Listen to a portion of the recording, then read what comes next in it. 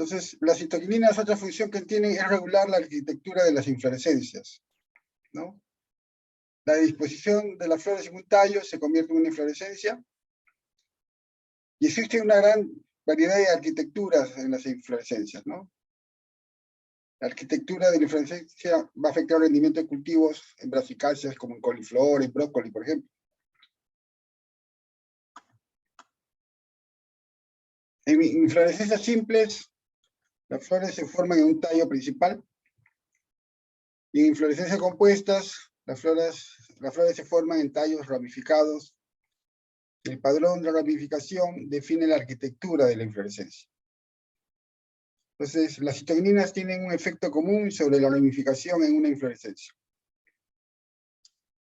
¿no? Aquí, ejemplos de inflorescencias que podemos encontrar, ¿no? Vemos aquí, por ejemplo, el tallo principal, ¿no? Y acá tenemos, pues, el racimo, ¿no? Donde van a estar las flores insertadas en este tallo. Aquí tenemos una inflorescencia llamada cima, Casio, ¿no? Entonces vemos diferentes arquitecturas, y panícula, por ejemplo. Entonces, en coliflor, la cima es especializada, ¿no? Tanto como en brócoli, también coliflor.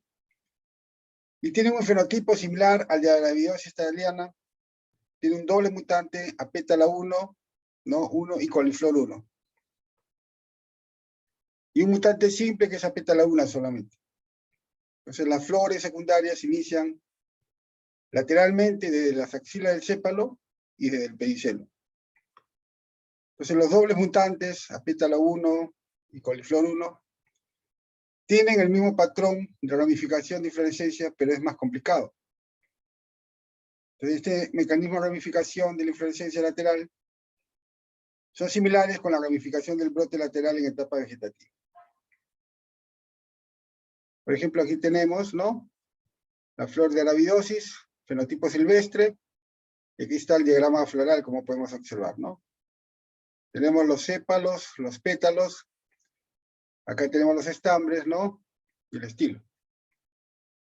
Entonces aquí tenemos este fenotipo mutante, ¿no? Apétalo 1, y vemos cómo está siendo afectada, ¿no? Prácticamente la arquitectura de la flor, ¿no?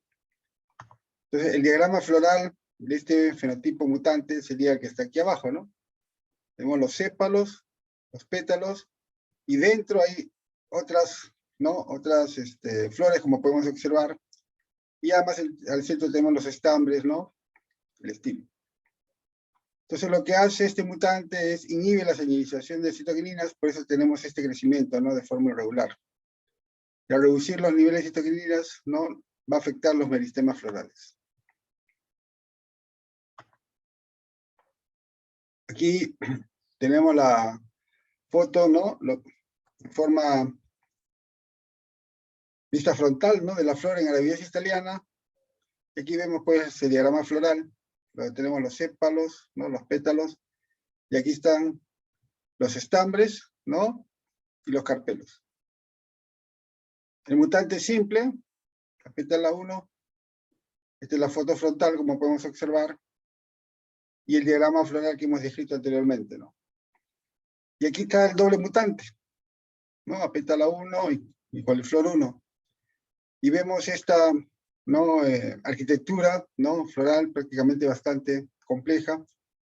Y la forma común del coliflor es esta arquitectura floral, ¿no? Bastante desarrollada, bastante elaborada. Entonces, podemos observar la importancia de las citoquininas para generar la arquitectura floral, ¿no? ¿Alguna pregunta?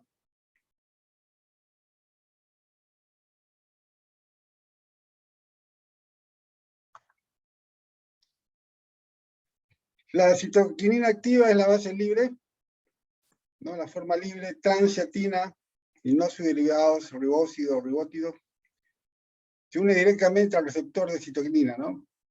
Su base libre es la forma activa. Algunos otros compuestos también tienen actividad citoquinina y son convertidos a ciatina, hidrociatina o isopetiliadenina, o porque liberan estos compuestos de otras moléculas como citoquininas glicósidos. Células de tabaco en cultivo in vitro crecen cuando se suministra citoquinina ribosio, que genera la base libre, ¿no? Cotiledones rabanito crecen al ser cultivados en solución con benciladenina. Entonces los cotiledones absorben la hormona y lo convierten en glicósidos de benciladenina, ribonucleósido de benciladenina y ribonucleótido de benciladenina, ¿no? Como glicósidos no es una forma activa de la hormona. Entonces tenemos aquí la conjugación de las citoquininas, ¿no? Tenemos aquí la citoquinina, y puede estar conjugado, por ejemplo, con glicósidos, ahí está la glucosa, ¿no? Es de forma irreversible, y lo que está en verde, por ejemplo, ribósidos o como ribosa, ¿no? Que son las citoquininas activas. Irreversible, pero cambia a reversible, tenemos, por ejemplo, con alanina, ¿no? Entonces tenemos aquí la transatina, que es la forma activa de la citoquinina, ¿no? Que puede unirse con una glucosa, y tenemos certina glicósido o transatina glicósido. Entonces, como conjugados, ¿no? Hay algunas bacterias y hongos patogénicos que secretan citoquininas libres. Las citoquininas secretadas por los hongos y bacterias inducen que células vegetales sinteticen hormonas, incluyendo citoquininas. La infección induce que las células se dividan y en algunos casos forman estructuras especiales como las micorrizas, ¿no? A nivel radicular. Por ejemplo, Corynebacterium faciens produce crecimiento normal de las yemas laterales, ¿no? Que están en reposo. Este crecimiento normal se le llama la escoba de la bruja. Son yemas laterales que crecen por la citoquinina, ¿no? De la bacteria. Entonces aquí en abeto vemos, ¿no? La escoba de la bruja, y este crecimiento de las yemas se debe precisamente a las citoquininas que vienen de las bacterias, ¿no? Corynebacterium faciens.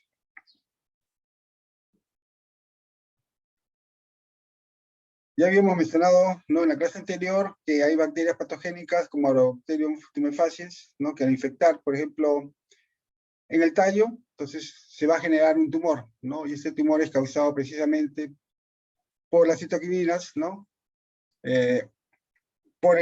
Digamos, aquí hay una división, ¿no? Continua de estas células generando este tumor, y es por las citoquininas que no, digamos, las producen las bacterias, sino cuando las bacterias, ¿no? Insertan su DNA al núcleo de la célula vegetal, y estas se insertan al DNA de la célula vegetal, ¿no? Entonces lo que hace Agrobacterium tumefaciens, que desarrolla suelos inundados, invade una herida y genera el tumor, o también se llama corona áspera, ¿no? Sin infección, la división celular inducida por la herida se subdivide después de varios días, y las nuevas células se diferencian como capa protectora de células corcho o también tejido vascular. Entonces lo que hace Agrobacterium es cambiar el carácter de las células que se dividen en respuesta a la herida, ¿no? Produciendo células tumorales. Estas células no detienen la división, mantienen la división celular durante la vida de la planta para producir una masa desorganizada de tejido tumoral, que es la corona áspera, ¿no? Entonces lo que hacen las células, incorporar el DNA de Agrobacterium tumefaciens en sus cromosomas, y esta cepa virulenta de Agrobacterium se conoce como plásmido, lo que es una porción circular del DNA, ¿no? Estos plásmidos son piezas circulares extracromosomales del DNA. Contienen genes que mejoran la capacidad de la bacteria a sobrevivir en ambientes adversos.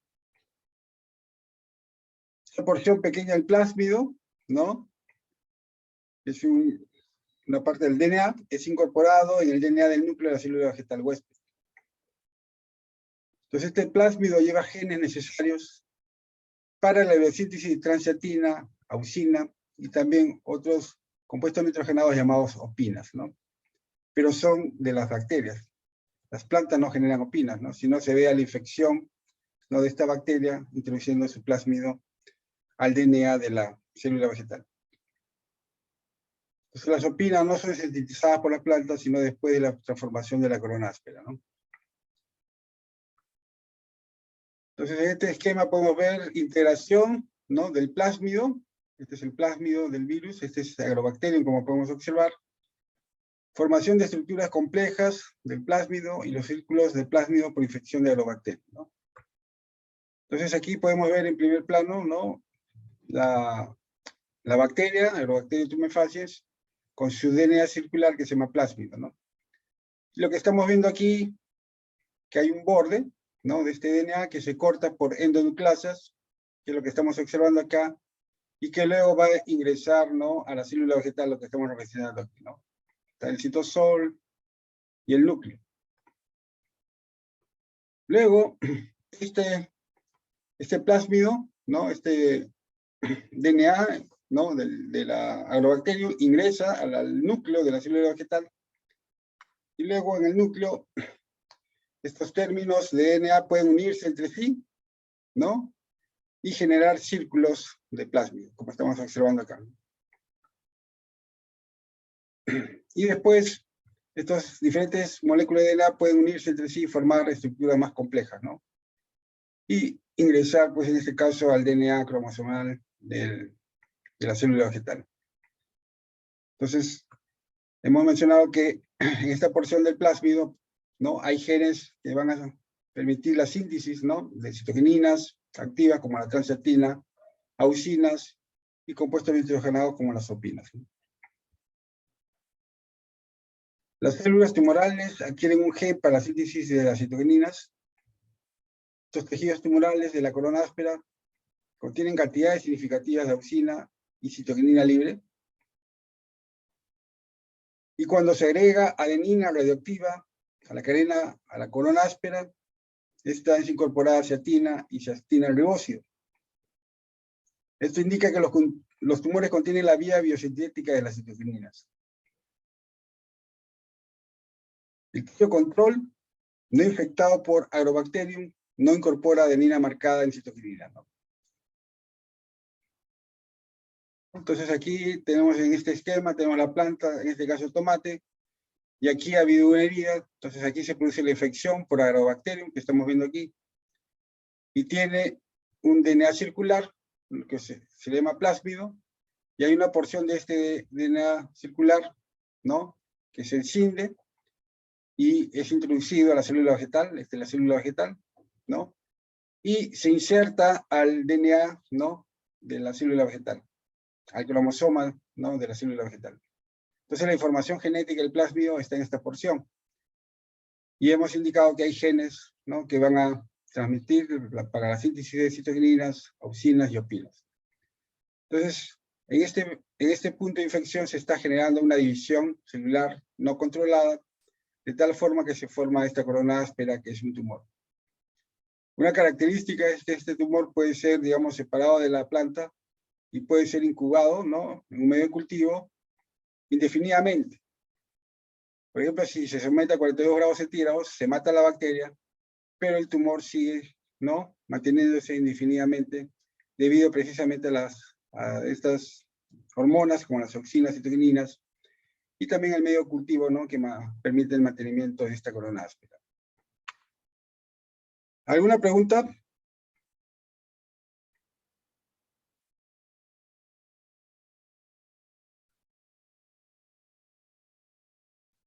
Bueno, aquí tenemos estos compuestos llamados opinas, ¿no?, que son compuestos nitrogenados de la bacteria. No son sintetizados por las células vegetales, pero sí por la infección de la bacteria, ¿no? Entonces, el gen isopetilina fosfato transferasa, ¿no?, del plásmido del DNA, está involucrado en la biosíntesis de isopetilina transferasa y transfiere el grupo isopetinil de dimetil difosfato a adenosina monofosfato para formar isopetinil adenino ribótido. Y cuando este gen IPT es inactivado por una mutación, por ejemplo un locus TMR, forma tumores llenos de raíces. Isopetinil adenino ribótido puede ser convertido a citokininas activas como isopetinil adenina, transciatina, dihidroxiatina por enzimas endógenas de células vegetales. Y aquí podemos observar efectos de mutaciones del DNA, ¿no? Del plásmido sobre la morfología de la corona áspera, ¿no? Entonces, esta es la porción del plásmido. Hay genes, por ejemplo, para la síntesis de auxina, ¿no? Entonces, en este lóculo se tiene este lóculus TMS. Entonces, lo que va a generar la corona áspera, por ejemplo, son hojas, ¿no? Como podemos observar aquí. Aquí hay un gen para la biosíntesis de citoquinina, ¿no? Hemos mencionado la isopetilina fosfato transferasa, lo que va a generar tumores, ¿no? Que forman raíces, TMR. Y aquí vemos la corona áspera, ¿no? Con producción de raíces. Y genes para el crecimiento del tumor, lo que se le llama TML. Y vemos un crecimiento desorganizado de la corona áspera, ¿no? Y también hay una porción para los genes para la síntesis de opinas, ¿no? No sé si tienen alguna pregunta.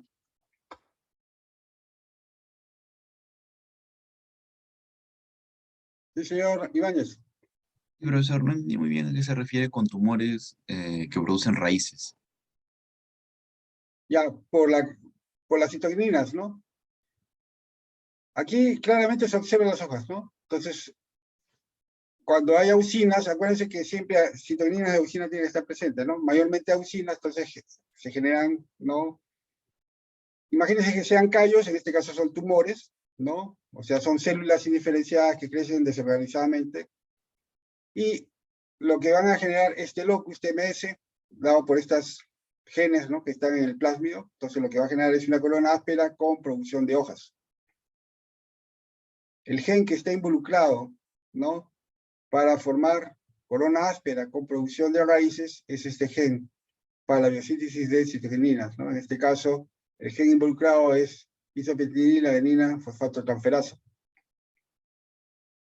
Y otro gen que solamente va a permitir el crecimiento del tumor desorganizadamente, como observamos acá, sin producción de raíces u hojas, es este gen, ¿no? Y el óculus es el TML. Ah, o sea, dependiendo del gen que se utilice o que produzca, varía las concentraciones de auxina y citoquinina. Claro, lo que estamos viendo aquí, esta porción es el DNA del plásmido, ¿no es cierto? Acá está, TDNA. Entonces, dentro del DNA del plásmido hemos dicho que hay genes, ¿no? Que van a generar auxinas, genes que van a generar citoquininas y genes, por ejemplo, que van a generar opinas, ¿no? Lo que hemos mencionado. Entonces, aquí están pues estos genes. De auxinas se han identificado estas que están aquí. Para citoquininas, el que ya hemos mencionado, ¿no? El IPT, que es el isopetilina de fosfato transferasa, ¿no?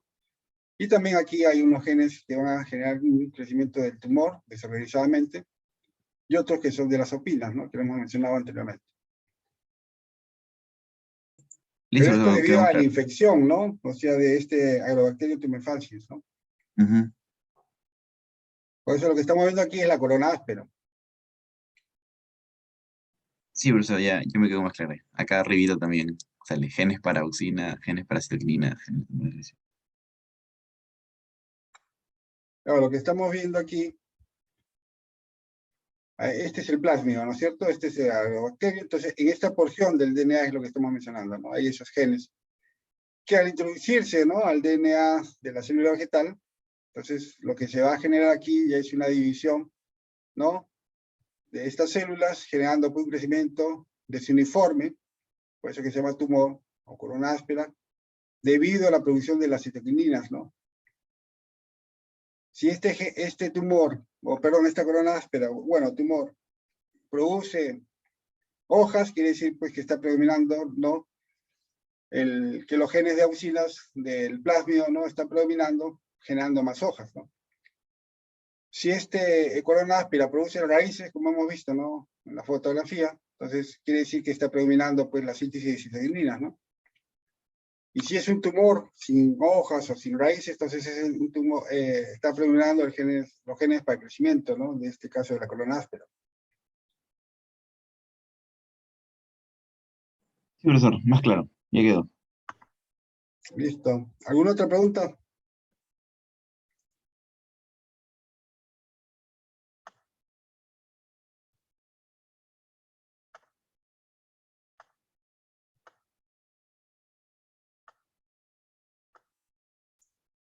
Bien, la otra hormona que nos corresponde ver es el ácido abscísico, ¿no? Es un isoprenoide, también una hormona isoprenoide, y regula procesos fisiológicos y proporciona adaptación a estreses abióticos como sequía, salinidad y frío. Por eso que se le llama la hormona del estrés, ¿no? Porque aumenta cuando hay una condición de estrés. Es un mensajero importante que actúa como mediador de la señalización para regular la respuesta adaptativa de las plantas a diferentes condiciones de estrés ambiental. Entonces, el ácido abscísico se le conoce como la hormona del estrés. Sus niveles aumentan en plantas estresadas. El ácido abscísico ayuda a las plantas a sobrevivir a la sequía al mediar el cierre de las células guardianas, ¿no? Que conforman los estomas. En plantas, los poros del estoma expulsan más o menos 200 moléculas de agua por cada molécula de CO2, ¿no? Que se fija durante la fotosíntesis. En condiciones de sequía, el ácido abscísico activa sus receptores, lo que finalmente conduce al cierre de estomas y reduce la pérdida de agua. Entonces, el mecanismo que tienen las plantas precisamente para evitar, ¿no?, perder agua por transpiración es precisamente cerrar los estomas. Sintetiza en células que contienen plastidios, ¿no?, cloroplastos. Presente en los principales órganos o tejidos vivos, desde el ápice en las raíces hasta el ápice en las yemas. Transportado por xilema y floema, mayormente por floema. Observen la concentración fisiológica, ¿no?, activa, de 1 a 15 nanomoles. Nanomoles es 10 a la menos 9 molar, ¿no es cierto? De 1 a 15 nanomoles. Y cuando ya hay una condición de estrés en plantas estresadas, más de 3, ¿no?, micromolar, es decir, 3000 nanomoles. ¿No? Entonces vean la diferencia, ¿no? Concentraciones bajas cuando no hay estrés y concentraciones ya mayores cuando hay una condición de estrés. La estructura química, compuesto de 15 carbonos, se asemeja a la porción terminal de algunas moléculas carotenoides. La orientación del grupo carboxilo en el carbono 2, ¿no?, determina isómeros cis y trans del ácido abscísico. La forma cis es la que predomina en las plantas. Tiene átomo de carbono asimétrico en la posición 1 del anillo, ¿no? Son enantiómetros. Es decir, un isómero óptico, ¿no? SR, o también positivo o negativo, ¿no? El enantiómetro S es la forma natural. Entonces aquí tenemos el ácido abscísico, ¿no?, de 15 carbonos, la configuración cis, ácido abscísico, enantiómetro S, ¿no?, o enantiómetro R, ¿no?, cis. Esta es la forma inactiva, ¿no?, cuando los estomas están cerrados, y naturalmente la forma activa, ¿no?, la configuración cis-Adam, como enantiómetro S.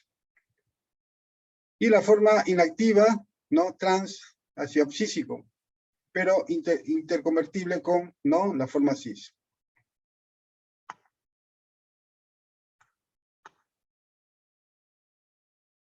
La biosíntesis del ácido abscísico ocurre en plastidios y en el citosol. El ácido abscísico deriva del beta-caroteno, ¿no?, de 40 carbonos, a través de una reacción de escisión oxidativa a nivel de plastidios. El primer paso en la ruta de biosíntesis es la conversión de zeaxantina y anteraxantina en violaxantina, ¿no? Son xantofilas, ¿no?, catalizada por una enzima clave que es zeaxantina epoxidasa. Y la anteraxantina es el producto intermedio. Esto lo hemos mencionado cuando hemos hablado del ciclo de las xantofilas, no sé si lo recordarán. La transviolaxantina se convierte en 9-cis-violaxantina o 9-cis-neoxantina por una enzima clave que es 9-cis-epoxicarotenoide dioxigenasa, ¿no? Se le abrevia como NECET. Y produce un producto intermedio que es la xantosina de 15 carbonos. Entonces, NECET es inducida por estrés hídrico, que es una llave reguladora para la síntesis de ácido abscísico. Se localiza en tilacoides, ¿no?, donde se encuentran los carotenoides. La xantosina o xantosal también se exporta al citosol donde es convertido en ácido abscísico. Entonces las xantosinas se convierten en ácido abscísico mediante dos reacciones enzimáticas, ¿no? Xantosina se convierte en aldehído ácido abscísico por la enzima alcohol de hidrogenasa reductasa de cadena corta, y la oxidación del aldehído ácido abscísico a ácido abscísico catalizada por aldehído ácido abscísico oxidasa. Entonces aquí tenemos el esquema de la síntesis de ácido abscísico, ¿no? Tenemos el citosol, vamos a poner mejor el cursor. Tenemos el citosol y el plastidio. Entonces hemos mencionado que el ácido abscísico deriva del beta-caroteno de 40 carbonos, ¿no? El beta-caroteno va a generar zeaxantina de 40 carbonos ante la xantina y traceantina, ¿no?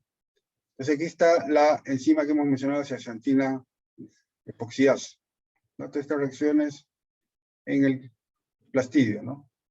Entonces tenemos luego que se puede generar 9-cis neozeaxantina, 9-cis violaxantina para generar xantosina de 15 carbonos. Y aquí está la enzima que hemos mencionado, la NECET. Luego en el citosol, la xantina va a generar aldehído ácido abscísico a través de esta enzima que se llama alcohol de hidrogenasa reductasa de cadena corta. Y el ácido abscísico a través de la enzima, ¿no? Aldehído ácido abscísico oxidasa. Entonces estamos viendo, ¿no? Las reacciones que ocurren en plastidio y luego en el citosol. ¿Alguna pregunta?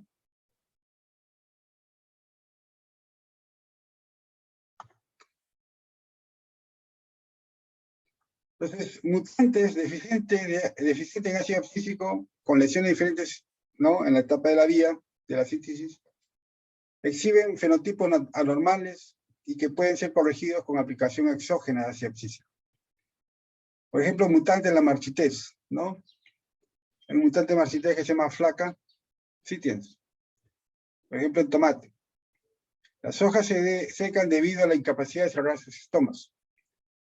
Y se puede prevenir por aplicación exógena de ácido abscísico, ¿no? Mutantes, ¿no? Recesivo ABA, en la biosis exhiben un fenotipo marchito. Mutantes en maíz, BP, viviparidad, ¿no? Que son bloqueadas en otras etapas en la vía carotenoide. Tienen niveles reducidos de ácido abscísico y exhiben viviparidad, es decir, una germinación precoz de las semillas estando en el fruto aún, ¿no? O en la planta. Una semilla debe germinar cuando se retira de la planta o del fruto, no estando en el fruto. Pero eso se llama viviparidad. Características de muchas semillas deficientes en ácido abscísico, ¿no? Entonces, el aldehído ácido abscísico oxidasa requiere como cofactor molibdeno. Entonces ya estamos viendo, ¿no? Que el molibdeno también es esencial para esta enzima aldehído ácido abscísico oxidasa. Entonces los mutantes ABA3 en anabiosis, ¿no? Pierden este cofactor de molibdeno, por lo tanto no se sintetizan ácido abscísico, ¿no? Bien, aquí tenemos, ¿no? La síntesis de carotenos. Acuérdense que isometilidad, ¿no? Difosfato de 5 unidades, que viene del isopreno. Aquí tenemos 15 carbonos, farsenil difosfato, ¿no? 20 carbonos, geranil difosfato. El fitoeno 40 carbonos, ¿no?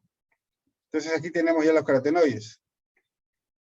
Entonces aquí tenemos zeaxantina de 40 carbonos.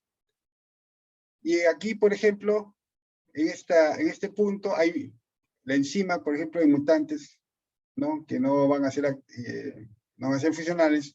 Tenemos BP2, BP5, BP7, BP9. O sea, van a generar viviparidad. Van a germinar estas semillas estando, ¿no? En este caso, en la mazorca del maíz. Luego, zeaxantina va a generar violaxantina. Y acá hay otro mutante que no va a expresar zeaxantina epoxidasa, ¿no? Este mutante en arabiosis. Luego, transviolaxantina de 40 carbonos. Tenemos aquí 9-cis neozeaxantina también de 90 carbonos. Y aquí se va a generar santosal o saltosina, ¿no? De 15 carbonos. Entonces acá hay otro mutante en maíz, BP14, no expresa, ¿no? Esta enzima, la NECET, ¿no? Es la 9-cis, ¿no? Dioxigenasa. Y luego tenemos santosal, que va a generar aldehído ácido abscísico. Y también aquí hay un mutante en arabiosis, ABA2, que no expresa esta enzima que es la cadena corta de hidrogenasa reductasa. Y luego tenemos otros fenotipos, como flaca, que hemos mencionado, sítens, en mutante de tomate, drupi, en mutante de papa, por ejemplo, ABA3, en mutante de arabiosis, nardosa, en mutante de cebada. Quiere decir que no va a expresar, pues, esta enzima que estamos mencionando, que es el aldehído ácido abscísico oxidasa, ¿no? Para finalmente formar el ácido abscísico. Entonces, estos diferentes mutantes que hemos mencionado no van a expresar alguna de las enzimas de la ruta biosintética para el ácido abscísico. No sé si tienen alguna pregunta.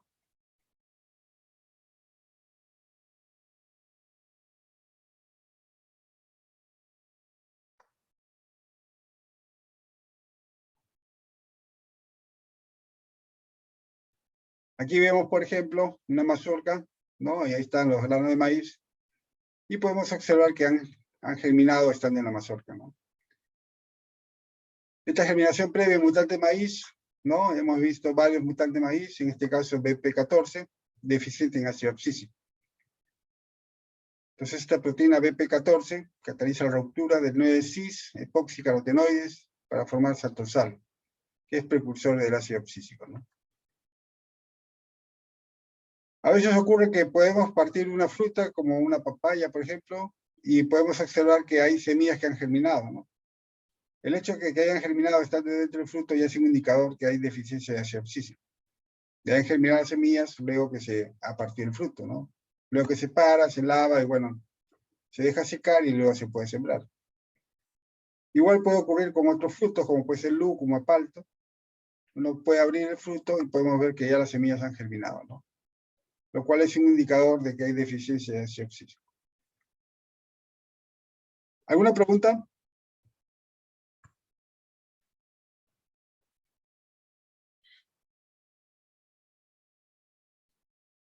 Inactividad del ácido abscísico.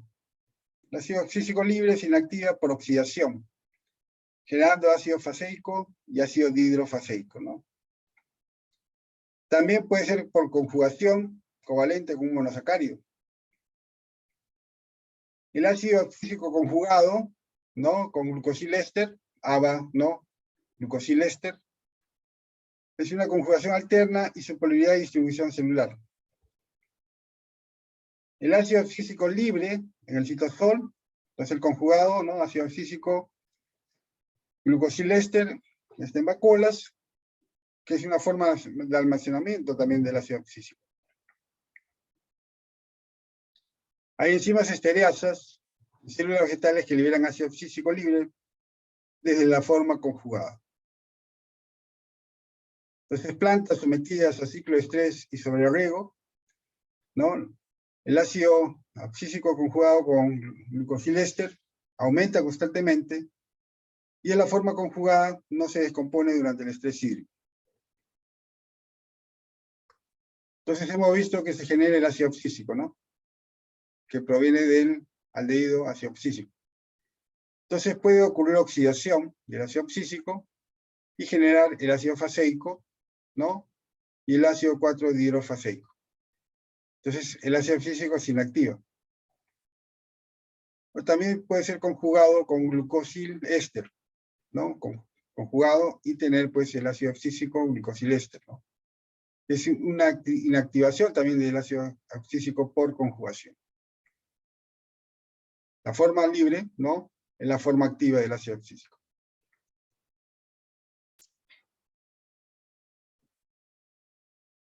Aquí vemos biosíntesis del ácido abscísico y su catabolismo, ¿no? Ácido faseico. Entonces hemos visto en un gráfico anterior que el ácido abscísico se genera en plastidios, inicia con la formación en plastidios con beta-caroteno, ¿no? Se genera acidaserpina, Violosantina a través de la ciantina epoxidasa. Leoneosantina, que es el 9-cis epoxicarotenoide, ¿no? Por eso que luego se genera saltosina o saltosal de 15 carbonos. Y aquí está la enzima NECET, ¿no? 9-cis epoxicarotenoide dioxigenasa. Entonces, saltosinas, hemos visto que sale el citosol para formar aldehído ácido oxísico. Y luego, a través de esta enzima, que como cofactor necesita molibdeno, ¿no? Aldehído ácido oxísico oxidasa, ¿no? Necesita molibdeno. Y se forma el ácido oxísico, y aquí en vacuola, por ejemplo, puede ocurrir el catabolismo, ¿no? Puede generar por oxidación el ácido faseico, a través del ácido oxísico hidroxilasa. ¿Alguna pregunta?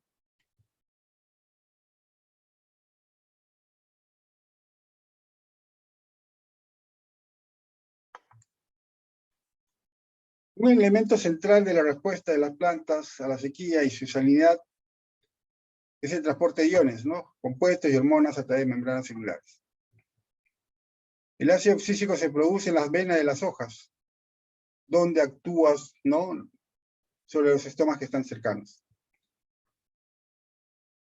Aquí, en las vías biosintéticas del ácido oxísico, vemos las enzimas claves que hemos mencionado cuando hay una condición de estrés abiótico, ¿no? Por ejemplo, en estrés abiótico, se va a inducir, pues, la ciantina epoxidasa, la NECET, que es el 9-cis epoxicarotenoide dioxigenasa, ¿no? Hemos mencionado la alcohol de cadena corta de hidrogenasa reductasa. Entonces, en el cloroplasto, ¿no? Hemos mencionado que a partir de beta-caroteno se genera zeaxantina, violosantina, neozeaxantina. Entonces se va a generar 9-cis violosantina o 9-cis neozeaxantina. Entonces vemos, pues, ¿no? Que debido a la condición de estrés hídrico, por ejemplo, estrés salino o por inundación, estas enzimas van a ser activadas y por lo tanto se va a generar el ácido oxísico. Se forma xantosina de 15 carbonos, ¿no? En el mismo plastido, el mismo cloroplasto, y al salir en el citosol, como hemos indicado, formará pues el aldehído ácido oxísico y el ácido oxísico. Y la enzima, alcohol de cadena corta de hidrogenasa reductasa, ¿no? Y el aldehído ácido oxísico oxidasa.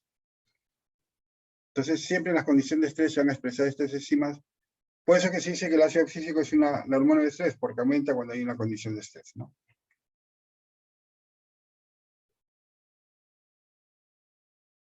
Función del ácido oxísico influye en la respuesta de desarrollo de la planta, interactuando antagónicamente con las demás hormonas, o sea, con las auxinas, con citokininas, ácido girélico, ¿no? Y etileno. Por eso que se le dice la hormona, ¿no?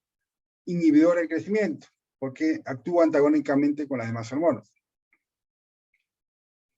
Produce abscisión o caída de las hojas, de ahí el nombre, abscísico, ¿no? Viene de abscisión. Induce resistencia al frío en frutales deciduos. Induce el reposo en semillas, en brotes y yemas. Por eso es que cuando hay una deficiencia de ácido oxísico, la semilla germina estando en el mismo fruto, ¿no? En la misma planta. También produce cierre de estomas en plantas estresadas. Promueve la descarga de azúcares desde hojas hacia el resto de la planta. Induce senescencia precoz. ¿No? Vean todos los efectos del ácido oxísico. Aquí podemos ver, ¿no? Cómo estas plantas que se llaman Nochebuena, ¿no? O la flor de la Navidad. Tratamiento control. 11 días sin riego, ya prácticamente las hojas están flácidas, ¿no? Las brácteas también están flácidas. Y esta planta a la cual se le ha aplicado ácido oxísico, prácticamente sus hojas están turgentes, ¿no? Así como las brácteas. Pues aquí la planta se está deshidratando, ¿no? Precisamente los estomas ya se cierran, ¿no? Pero la planta se está deshidratando, cada vez hay, ¿no? Hay esta condición de flacidez, ¿no? Y al agregar el ácido oxísico prácticamente evita pues que las plantas se vuelvan flácidas, ¿no? En este caso las hojas. Aquí observamos plantas de Arabidopsis thaliana, ¿no? Sometidas a 15 días sin riego. Esta es la planta control, la planta silvestre, y vemos que está afectada, prácticamente ya hay clorosis, incluso necrosis, está severamente afectada la planta. Y acá hay plantas transgénicas, donde vemos que no ha sido afectada por la condición de estrés, ¿no? Estrés hídrico en este caso. Se mantiene turgente y se mantiene el color, ¿no?, de las plantas. Entonces estamos viendo la importancia del ácido abscísico, ¿no?, cuando hay una condición de estrés.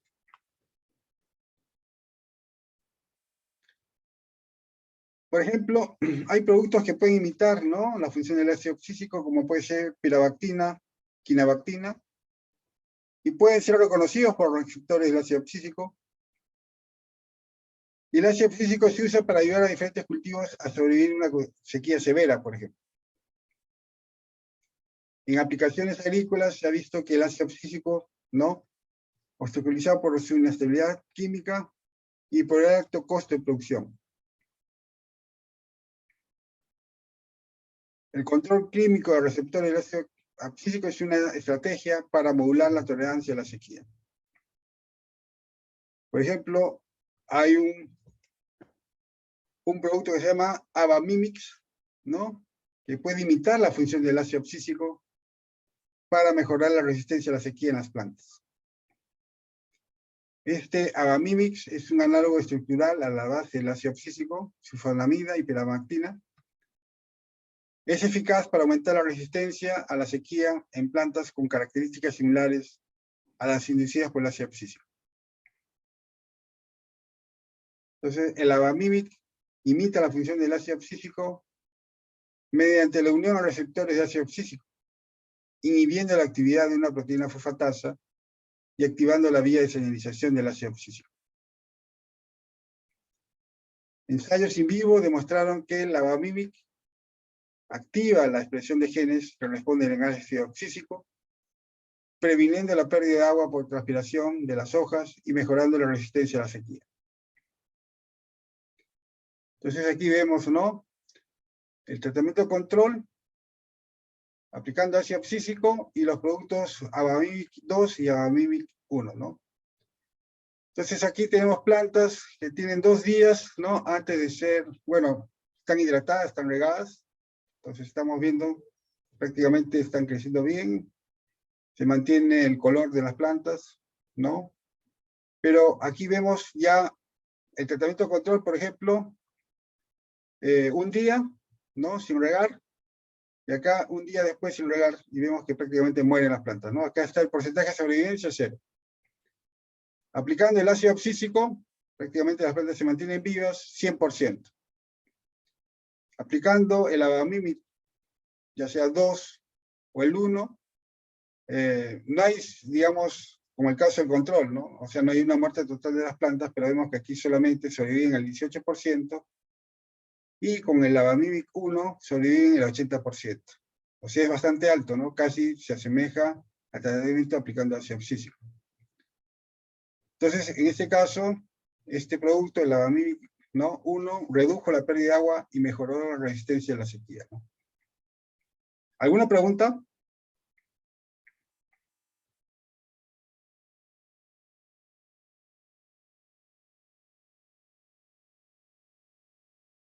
No sé si hay alguna pregunta. Entonces vean la estructura del ácido abscísico, ¿no? De 15 carbonos, y este Abamimic, ¿no? Abamimic tiene esta estructura, y que el receptor del ácido abscísico lo puede, digamos, también lo recepciona y da la misma función del ácido abscísico, y por eso que vemos aquí que la sobrevivencia es 80%, no al 100%, pero sí bastante alta, ¿no? El ácido abscísico es responsable, por ejemplo, el color de los berries, ¿no?, de los que tienen color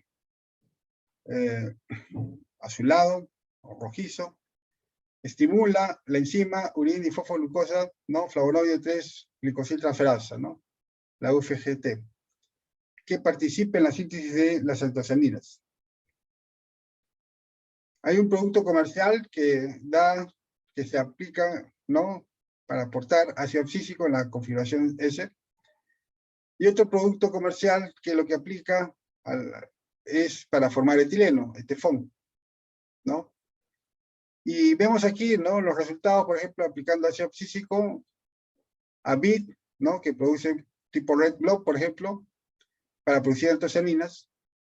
Y el etileno, vemos que el efecto que produce el etileno tiene que ver con la maduración, ¿no? Y estamos mencionando que el ácido abscísico interviene en la síntesis de antocianinas. Entonces, durante la maduración de la uva, el embero, cuando el pigmento ya no es verde, ¿no? Lo que estamos viendo aquí, recuerden que produce primero antocianidinas, ¿no? Que son inestables y de pigmentación verde. Y a partir del embero, la planta ya produce antocianinas, ya que son estables, ¿no? Son flavonoides. Y de pigmentación morada, como vemos acá, ¿no? Entonces, el déficit hídrico controlado induce ácido abscísico. Entonces, controla la producción de antocianinas, ¿no? Y también puede ayudar aplicando un producto como Proton. ¿Alguna pregunta? Entonces, aplicar este FON no daría los mismos resultados que aplicando Proton, ¿no?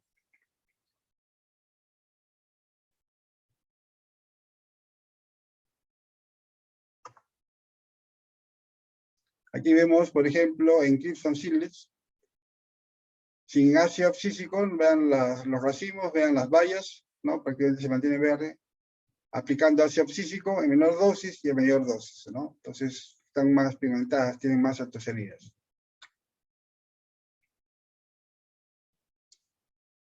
Hay una interacción funcional y sinergia entre el ácido abscísico y el etileno durante el comienzo de la maduración de la uva. Entonces, lo que hace Proton funciona bien con Estrel, que es el tefón, el componente activo, en un programa integrado de coloración. Lo que hace Estrel es aumentar la producción de gas etileno. Recuerden que es la hormona de la maduración, ¿no? El etileno. Estimulando la maduración, mientras que Proton solo activará la coloración, ¿no? Proton no se transloca en toda la fruta. Debe aplicarse directamente al racimo de fructificación y es esencial una cobertura completa de las bayas. Entonces, las expresiones de NESET, ¿no? Que codifican 9-cis epóxicarotenoide dioxigenasa y glucosiltransferasa, que codifican ácido abscísico glucosiltransferasa, aumentan rápidamente la etapa del embero y alcanzan el nivel más alto en la 9ª semana después de la plena floración. Entonces vean la importancia de la activación de estas enzimas, ¿no? Para producir ácido abscísico. Rastro etileno endógeno induce transcripción de NESET, ¿no? Y luego sigue la generación de ácido abscísico. Etileno y ácido abscísico son importantes y se interrelacionan para comenzar el proceso de maduración de la baya. Cuando el nivel de ácido abscísico alcance el valor máximo, parte se almacenará en la forma no glicosil-éster. Y luego de la cosecha, estreses abióticos inducen la transcripción de NESET y la acumulación de ácido abscísico, iniciando el proceso de senescencia de la fruta.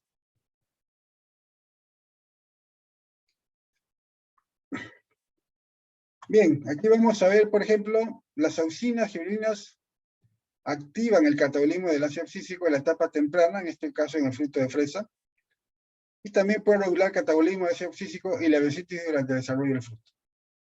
Entonces aquí vemos, recuerden que la fresa está formado por frutos que se llaman aquenios, ¿no? Los aquenios son cada puntita, ¿no? Y todo el fruto prácticamente es un fruto donde desarrolla el receptáculo floral, ¿no? Entonces, aquí, ¿qué es lo que estamos viendo? Vean la importancia. Las auxinas van a permitir el crecimiento, ¿no? Del fruto y la elongación del fruto de las gibberinas. Entonces, en el aquenio ocurre pues la síntesis de gibberinas como de auxinas, ¿no?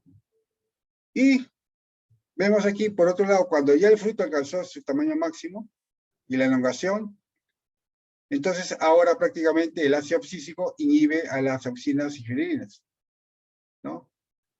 Entonces aquí vemos el catabolismo de las auxinas, ¿no? Que va a depender de la acción de las auxinas y gibberinas. Entonces estamos viendo que hay un crecimiento en diámetro, ¿no? Y un crecimiento en vertical, ¿no? Diámetro y vertical. Crecimiento del fruto determinado por las auxinas y giolininas. Y luego las auxinas, el ácido abscísico va a intervenir precisamente para permitir la maduración, el cambio de color, ¿no? Por la producción de antocianinas, ¿no? La etapa inicial y la etapa ya tardía.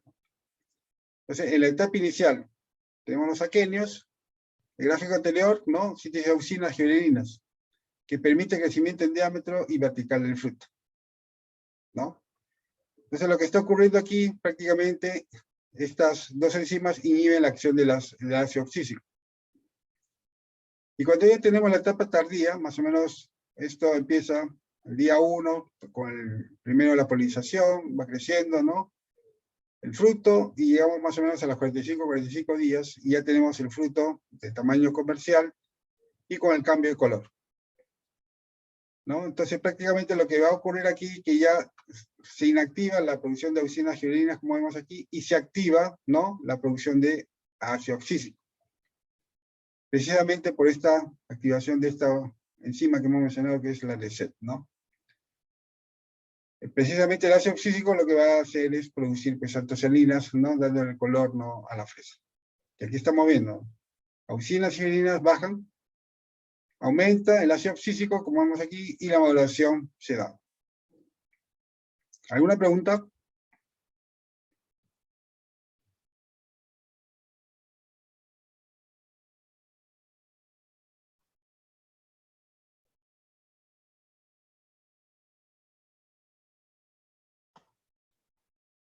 Transporte del ácido abscísico se transporta por xilema, floema, proamina se transporta por floema, como hemos indicado. Se observó que el ácido abscísico radioactivo, ¿no? Con carbono 14 aplicado en hojas, transportado en ambas direcciones, hacia el tallo y hacia las raíces. Al destruir el floema, se previene la acumulación de ácido abscísico en las raíces. Y esto indica que el transporte también es por el floema, ¿no es cierto? Y cuando inicia estrés hídrico, el ácido abscísico transportado por el xilema es sintetizado en raíces, en contacto directo con el suelo seco. Y hemos indicado que aumenta cuando hay una condición de estrés. Entonces, el ácido abscísico es la señal en la raíz que ayuda a reducir la tasa de transpiración, cerrando los estomas de las hojas. La concentración de ácido abscísico en el apoplasto es 3 micromolar, suficiente para cerrar los estomas. O sea, 3000 nanomolar, ¿no? No todo el ácido abscísico en la corriente del xilema alcanza las células guardianas, que conforman el estómago. Parte del ácido abscísico en la corriente de la transpiración es absorbido y metabolizado por células de mesófilo. Durante los primeros estadios de estrés hídricos, el pH del xilema aumenta de 6,3 a 7,2. Entonces, el principal control de la distribución del ácido abscísico entre compartimentos de células vegetales sigue el concepto de trampa-anión. Entonces, tenemos la forma disociada y no disociada del ácido abscísico, ¿no? La forma disociada de este ácido débil se acumula en compartimentos alcalinos y puede ser redistribuido de acuerdo a las gradientes pH a través de las membranas. Hay transportadores específicos que contribuyen a mantener baja la concentración del ácido abscísico a nivel del apoplasto, ¿no? En plantas no estresadas. La alcalinización del apoplasto inducido por estrés favorece la formación disociada del ácido abscísico. Entonces, esta forma disociada no puede atravesar membranas. La hidratación acidifica el ácido abscísico.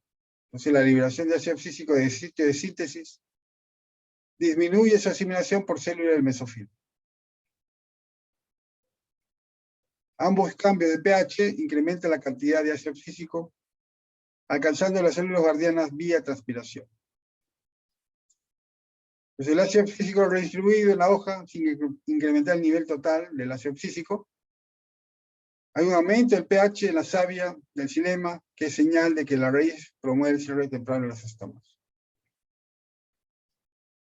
Bueno, aquí tenemos la hoja, la epidermis, parénquima empalizada, parénquima lagunar esponjoso, célula envolvente, silosáceas conductores, xilema y floema. Entonces hemos indicado que cuando hay una condición de estrés hídrico, entonces la raíz detecta, ¿no?, esa condición, y a ese nivel se produce el ácido abscísico que viaja por el xilema, ¿no? Cambiamos el xilema.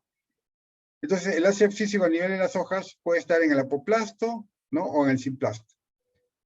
Por ejemplo, cuando hay una condición de estrés, el pH del apoplasto, ¿no?, se incrementa a 7.2, de 6.3 a 7.2, y el ácido abscísico está predominando como la forma disociada, ¿no? Como forma disociada no puede ingresar a las células. Entonces el ácido abscísico, en este caso, va a aumentar a nivel de las células guardianas que estamos viendo acá, ¿no? Este es el estoma, son las células guardianas. Y al aumentar el nivel de ácido abscísico de estas células guardianas, el estoma se cierra. Se vuelven flácidas estas células guardianas. Ahora tenemos la condición en que no hay condición de estrés, suelo bien regado, y el pH del apoplasto es 6.3. Entonces el ácido abscísico está en la forma, ¿no?, no disociada, y en este caso sí puede atravesar membranas celulares, ingresar a estas células del mesófilo, y prácticamente no aumenta el nivel en las células guardianas. Entonces, estas células están turgentes y la transpiración es normal. Se abren, se cierran los estomas, ¿no? Se abren en condición de día y se cierran en la noche. Entonces, este es digamos, cómo el ácido abscísico va a permitir el cierre de estomas cuando hay una condición de estrés, o la apertura de estomas cuando la planta no está estresada, ¿no? ¿Tienen alguna pregunta?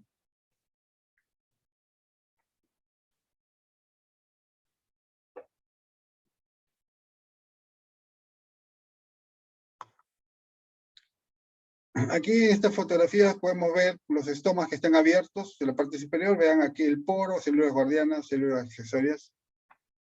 Y aquí el estoma está cerrado, ¿no? Células guardianas, células accesorias. La parte inferior tenemos estas manchas que indican concentración de iones potasio. Aquí podemos observar que los iones potasio están sobre todo en células guardianas. Esto significa que hay un movimiento de agua de células accesorias a células guardianas. El agua se mueve de un punto de mayor potencial a menor potencial, llevándonos el ingreso de potasio en estas células guardianas. Entonces, ¿qué estamos detectando? Cuando las plantas están, digamos, bien regadas, entonces los estomas se abren, y es porque hay un movimiento de agua con iones potasio hacia las células guardianas. En cambio, aquí observamos que las concentraciones de potasio están fuera de las células guardianas porque están en células accesorias, ¿no? Las manchas oscuras, y el estoma está cerrado. Esta condición ocurre cuando se aplica ácido abscísico. Aquí se aplicó ácido abscísico, ¿no?, foliar, y prácticamente se induce la salida de iones potasio con agua, y las células guardianas se vuelven flácidas y el estómago se cierra. En Arabiosis thaliana, planta silvestre, planta mutante. Planta silvestre, vemos que el estómago está abierto, estas son células guardianas y el poro se cierra, ¿no? Vemos aquí. Entonces está abierto el estómago y se cierra el estómago. En plantas mutantes, donde no hay síntesis de ácido abscísico, prácticamente las células guardianas están permanentemente turgentes. No se cierra el estómago. Entonces están transpirando, ¿no?, continuamente, de tal forma que en un momento dado, pues, las hojas se vuelven flácidas, ¿no? Porque no hay un control del cierre de estomas, apertura y cierre de estomas. ¿Alguna pregunta?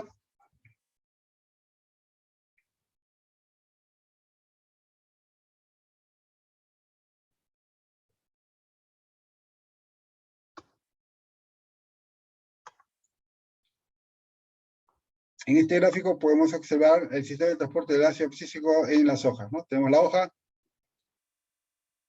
¿no? Y aquí estamos viendo, ¿no?, la nervadura de la hoja.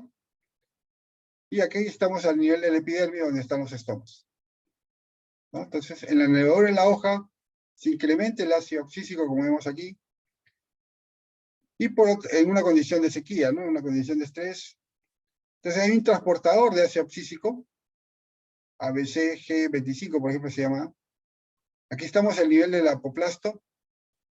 Y acá hay otro transportador de ácido abscísico, por ejemplo, ABGC40, a nivel de las células guardianas, ¿no? Estas son las células guardianas.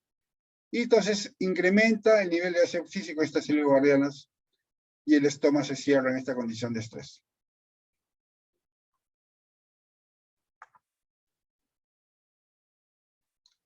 Entonces, para equilibrar la pérdida de agua y la asimilación de CO2, la apertura de estoma se controla de acuerdo a los cambios ambientales, mediada por esta señalización del ácido abscísico. Entonces, la sensibilidad del ácido abscísico y la apertura estomática están reguladas por el tráfico y la agregación vascular de los receptores de ácido abscísico, ¿no?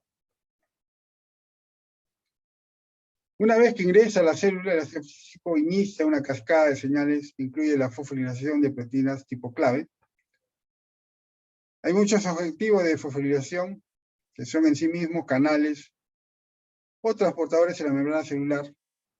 Y como resultado, el ácido abscísico puede influir en el transporte de iones y la presión dentro de cada célula, conocida como presión de turgencia. El ácido abscísico causa la producción de especies reactivas de oxígenos que actúan como mensajeros secundarios, regulando el flujo de iones como el calcio y a su vez la polarización eléctrica de la membrana celular, la presión de turgencia y el cierre de la célula, ¿no?, de protección. Entonces aquí vemos cambios en el potencial osmótico para la apertura estomatal. Tenemos aquí en el eje I, apertura estomatal, micras, y aquí tenemos la concentración de sacarosa en picomoles, y acá el contenido de potasio, el porcentaje. La hora del día en el eje X. Entonces la curva negra significa la apertura estomatal. Entonces vemos que conforme va pasando las horas del día, el estómago se va abriendo. Y luego se va cerrando. Se cierra cuando hay oscuridad. Se abre cuando hay luz. ¿Verdad? Ahora, cuando se abre el estómago, vemos que va aumentando el nivel del ácido, en este caso el contenido de potasio. Y también vemos que va aumentando el contenido de sacarosa. Entonces, este nivel de potasio y sacarosa que aumentan a nivel de las células guardianas. Por lo tanto, disminuye el potencial osmótico de estas células guardianas. Y el disminuir el potencial osmótico disminuye el potencial de agua. Entonces, las células guardianas se vuelven turgentes. Y al volverse turgentes, el estómago se abre y es lo que estamos viendo acá. Por supuesto, cuando hay una condición, cuando no hay una condición de estrés, ¿no? Y aumenta el nivel de potasio y aumenta el nivel de sacarosa. ¿Está claro?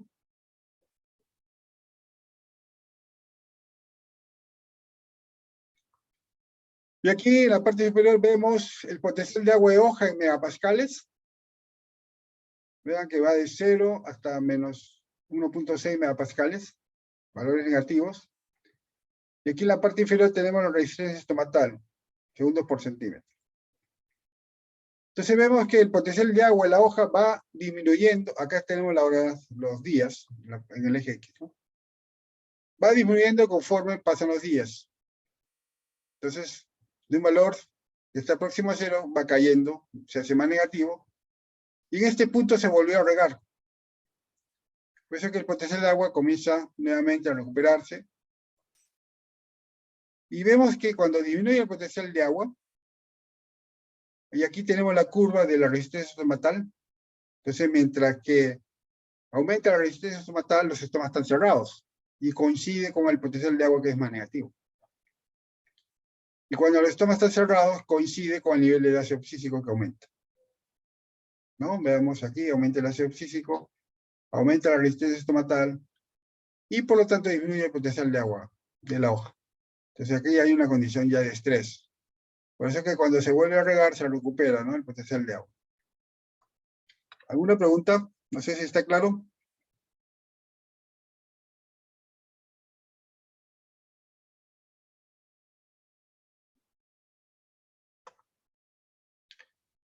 Aquí vemos, por ejemplo, concentración de ácido abscísico en hojas, ¿no? En nanomoles por gramo de peso fresco. Y la conductancia estomatal, ¿no? Moles, en este caso de agua por metro cuadrado por segundo. Vemos que el contenido de ácido abscísico va aumentando a medida que aumenta la conductancia estomatal.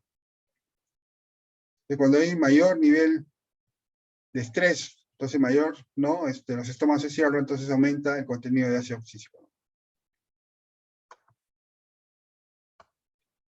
Crecimiento del tallo y raíces en plantas de maíz normales y deficientes en ácido abscísico, o sea, son plantas que muestran viviparidad. Tenemos dos condiciones: potencial de agua alto, es decir, cercano a cero, menos 0.0 megapascales, o sea, cuando el suelo está bien regado. Y aquí tenemos bajo potencial de agua, más negativo, ¿no? Menos 0.3 megapascales. En tallos, por ejemplo, y en raíces, menos 1.6 megapascales. Son más negativos, ¿no? Entonces aquí tenemos en el eje Y tenemos aquí el incremento de longitud del tallo en milímetros y las horas después del trasplante. Entonces claramente destaca aquí bajo potencial de agua en el mutante, bajo potencial de agua en el tipo silvestre, o sea, con potenciales de agua más negativos, como menos 0.3, menos 1.6 megapascales. Y mayores potenciales de agua, tipo silvestre, y en mutante. Entonces, en silvestre, por ejemplo, el potencial de agua genera mayor incremento de longitud en el tallo que el mayor potencial de agua en el tipo mutante de maíz. En cambio, los mutantes con bajo potencial de agua tienen menor incremento de la longitud del tallo, como vemos aquí, y menor aún en la planta tipo silvestre, en el mutante no tanto. Aquí vemos incremento de la longitud de raíz también en milímetros, ¿no? Vemos que los altos potencial de agua, ya sea silvestre o mutante, prácticamente similar al crecimiento de la raíz. Con bajo potencial de agua, en el silvestre el crecimiento de la raíz es mayor. Inclusive supera al incremento de la longitud de la raíz en la planta silvestre, ya sea con alto potencial o en la planta mutante, ¿no? Y con bajo potencial de agua en la planta mutante, prácticamente el crecimiento de la raíz, el incremento es mínimo, ¿no? Es menor.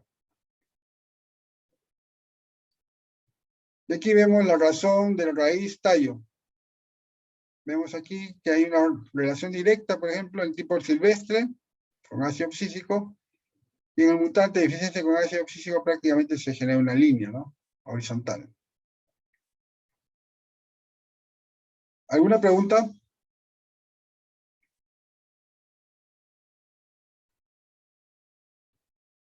Entonces, cuando no hay estrés, prácticamente hay mayor crecimiento en el planta silvestre con respecto al mutante en la parte aérea de la planta.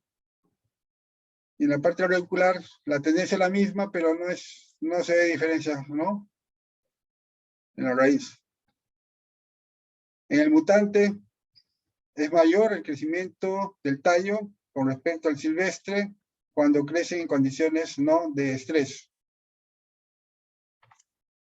Igual en el caso de la raíz, pero mayor crecimiento de la raíz en la planta silvestre, ¿no? Con bajo potencial de agua.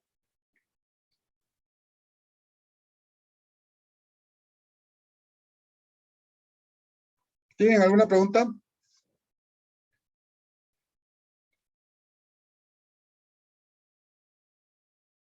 En semillas, el ácido abscísico durante la embriogénesis se detecta en 3 etapas, ¿no? División, diferenciación celular. Cesa la división celular, se acumulan compuestos de reserva. Y el embrión llega a ser tolerante a la desecación y la semilla se deshidrata perdiendo más o menos el 90% del agua.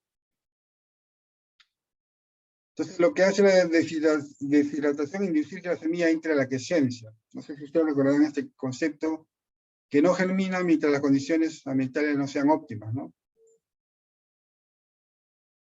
En contraste a las semillas que están en reposo, las semillas quiescentes germinarán al rehidratarse.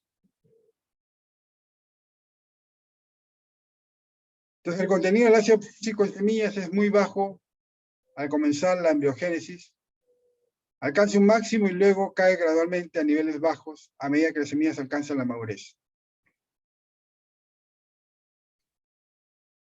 Durante el desarrollo de la semilla, el ácido físico promueve tolerancia a la desecación. La desecación daña severamente membranas y otros constituyentes celulares. Y a medida que maduran las semillas, empiezan a perder agua, codificando mensajeros específicos para generar una proteína que se llama una proteína LEA, que es una proteína que abunda durante la embriogénesis tardía, ¿no? LEA.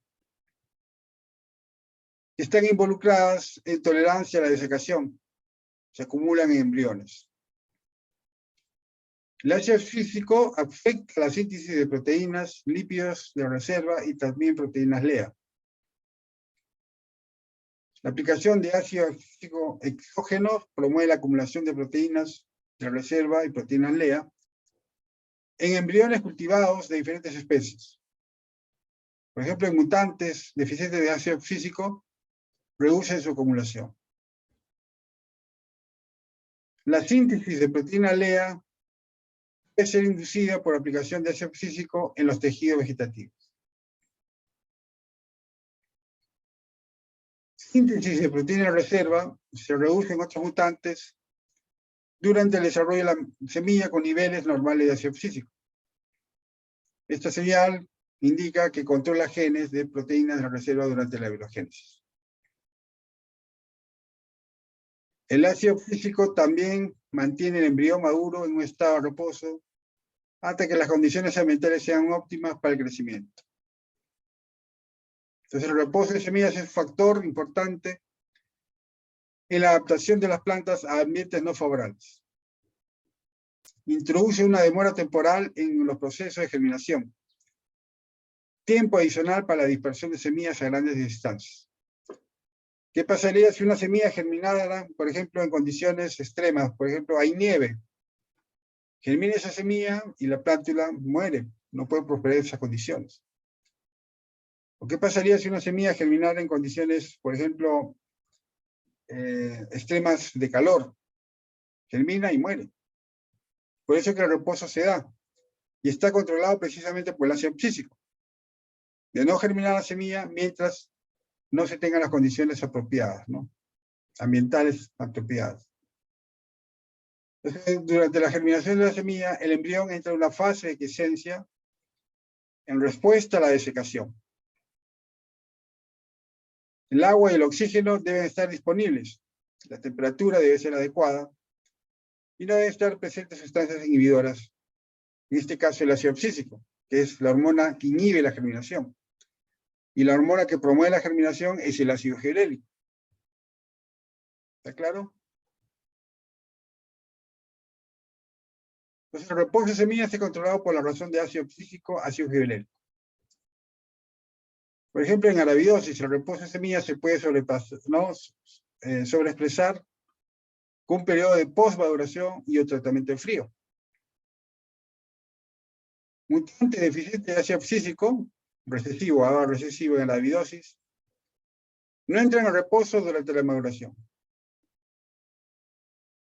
En cruzamientos entre plantas ABA, tipo silvestre, y las semillas, exhiben reposo. El reposo es reducido de semillas mutantes y sensibles a ácido físico, ¿no? Sensible a ácido físico, ABI1, ABI2, ABI3. Aún teniendo estas semillas alto nivel de ácido físico que lo de tipo silvestre. Y esto refleja una regulación feedback del metabolismo del ácido físico. En mayoría de plantas, el pico de producción del ácido físico coincide con una declinación de los niveles de abscina y ácido gibrélico. Entonces, aquí podemos ver los factores ambientales y endógenos en el reposo de semillas, ¿no? Tenemos aquí, cuando la columna está, digamos, más ancha, quiere decir que predomina, en este caso, el ácido físico, la germina no germina, y se va reduciendo en un momento. Y aquí la semilla germina, ¿por qué? Porque el nivel de ácido gibrélico es mayor. Y aquí es menor. Entonces, no germina cuando predomina el ácido físico. y en el tiempo va disminuyendo. En el tiempo va aumentando el ácido gelélico. Entonces, cuando el ácido gelélico ya está en un nivel adecuado, germina la semilla. Entonces, el reposo y la germinación regulado por este balance entre ácido abscísico y ácido gelélico. Por aquí tenemos la maduración de la semilla, ¿no? Inicialmente, ¿no? Y luego al final, cuando ya madura, ya puede germinar. Entonces aquí tenemos el nivel de reposo, ¿no? El reposo es la incapacidad de la semilla de germinar debido a factores propios de la semilla, internos de la semilla. Por ejemplo, presencia de ácido abscísico, ausencia de ácido gelélico, testadura, por ejemplo. Entonces, aquí hay menos nivel de reposo y mayor nivel de reposo, ¿no? Entonces, hay una proteína de reposo, DOG, que estamos mencionando aquí, y vemos que las bajas temperaturas, ¿no? Va a generar que esta proteína de reposo y también el ácido abscísico, ¿no? Estén activos. Y esto va a generar un mayor nivel de reposo. Dormancy, en inglés, reposo. Entonces, cuando la semilla está en reposo, no germina. ¿Por qué? Por la presencia del ácido abscísico. ¿Alguna pregunta?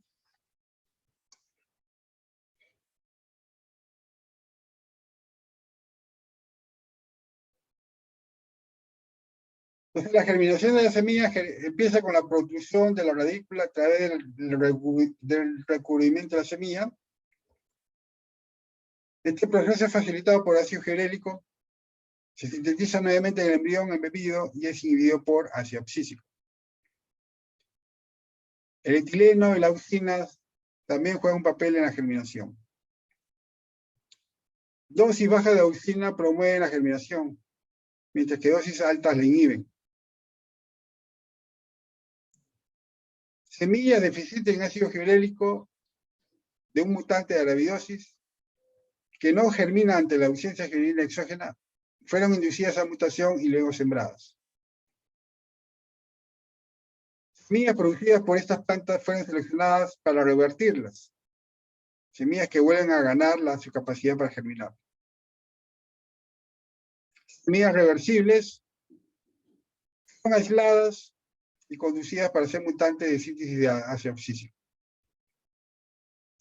Las semillas reversibles germinaron porque el reposo no había sido inducido.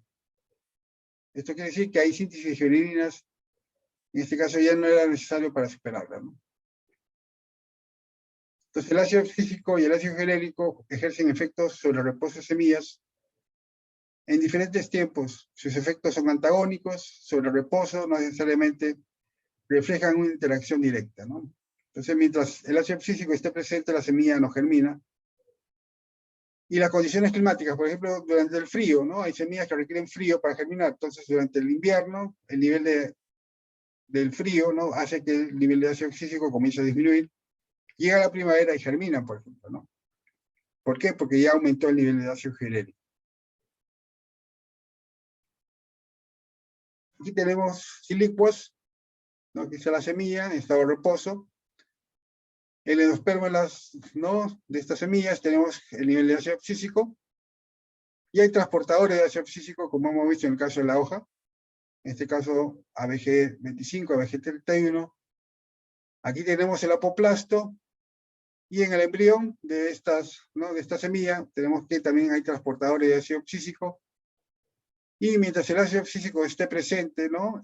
En el embrión, entonces la semilla no germina.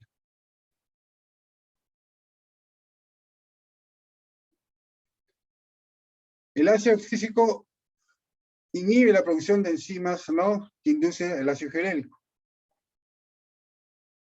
El ácido abscísico inhibe síntesis de enzimas hidrolíticas que inducen ácido gelélico, que son esenciales para la respiración de componentes de reserva en semillas de germinación.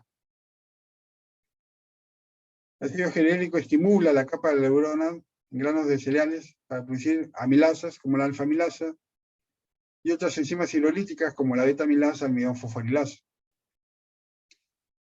Entonces, el ácido abscísico inhibe transcripción de ARN mensajero para alfa-amilasa.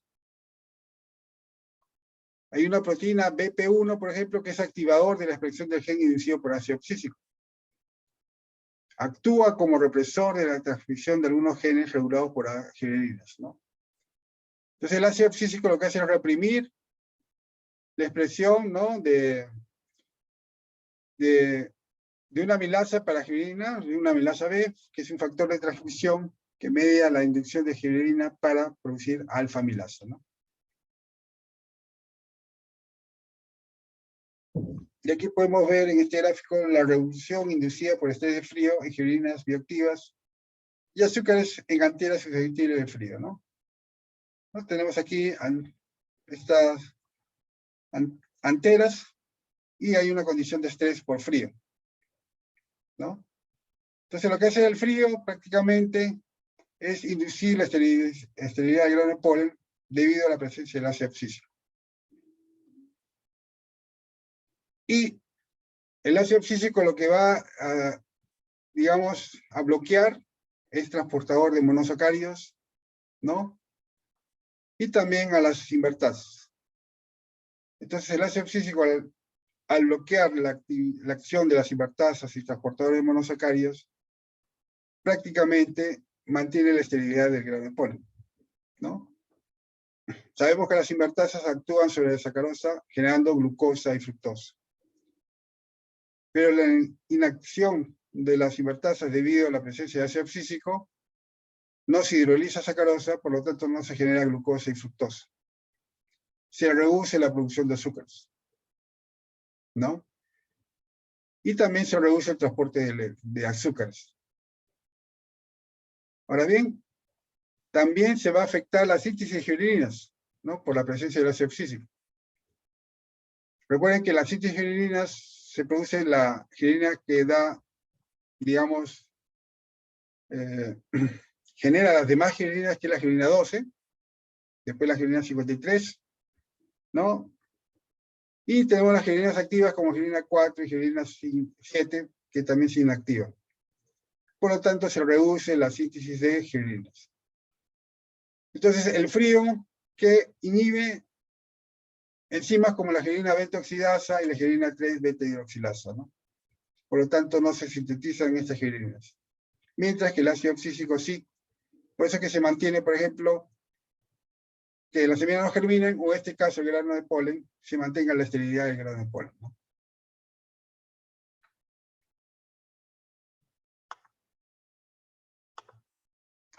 Y el ácido abscísico se acumula en yemas en reposo.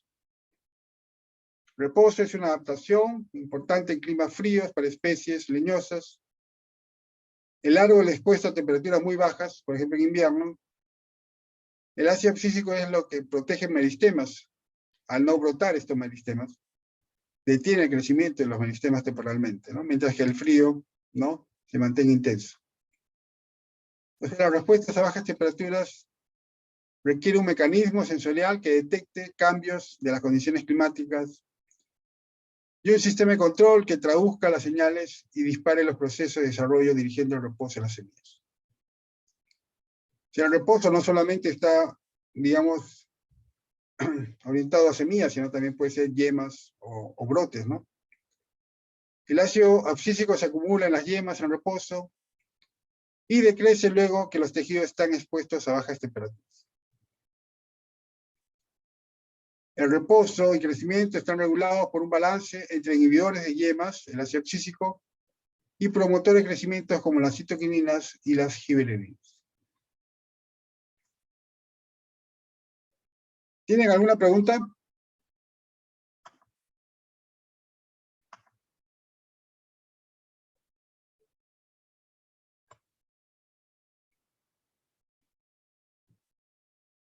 ¿No hay preguntas?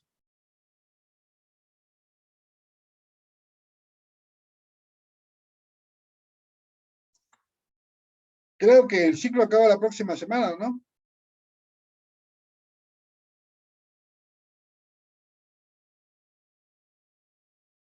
Sí, Entonces profe. nos faltaría ver etileno, que estaremos viendo el lunes y el miércoles. Y el próximo viernes sería el tercer examen. Solamente hormonas. ¿Hasta hormonas? ¿O solo Sería hormonas? hormonas, pues claro.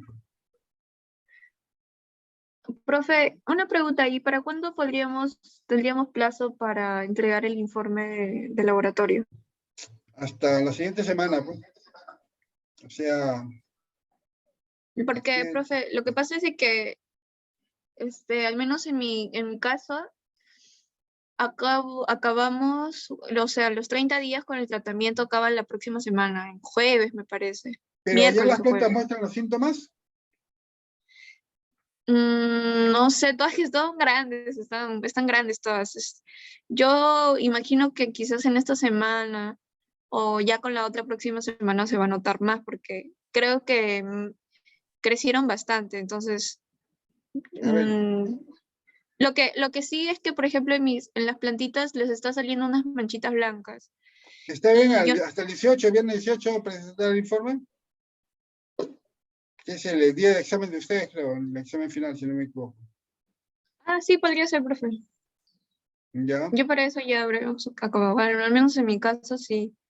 Con mi grupo ya habremos acabado. O sea, la próxima semana acaba los 30 días de tratamiento. Entonces, para quedar de todas formas, para los resultados y discusión, todo eso, faltaría un poco de tiempo. Ya hasta el 18, pues.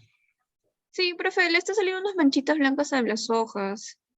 Es Y no sé si es por el hierro, pero le está saliendo todo, y no sé si es honguito, no sé si lo puedo mostrar A ver, ahora. muestra. A ver, voy a entrar con mi celular para mostrárselo con mi celular Ujú. a la clase. Ya, profe, un rato.